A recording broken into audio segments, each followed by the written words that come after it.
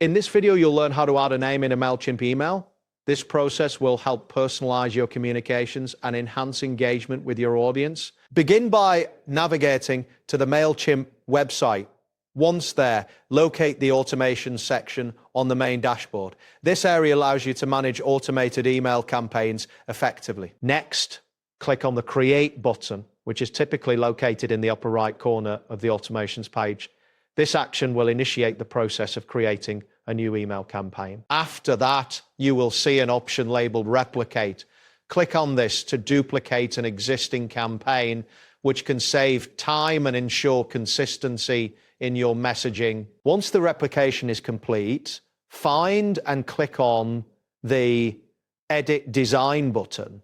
This will take you to the email design interface where you can modify the layout and content of your email. At this point, you should drag a paragraph block into the center of your email layout.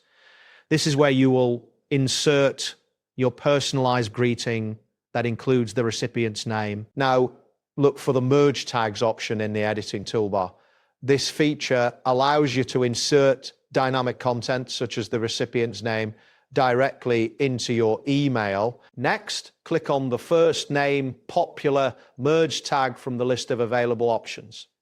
This tag will automatically pull the first name of each recipient from your subscriber list and include it in the email. After selecting the merge tag, review your email to ensure that the name appears correctly in the paragraph block.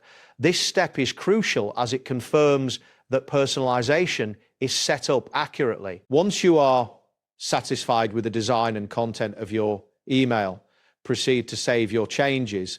This action is essential to avoid losing any updates you've made during the editing process. Finally, consider the size of your email and any potential upload times. If your email includes large images or attachments, it may take longer to send. Ensure your internet connection is stable for optimal performance. That wraps up today's guide. Thanks for watching and catch you in the next tutorial.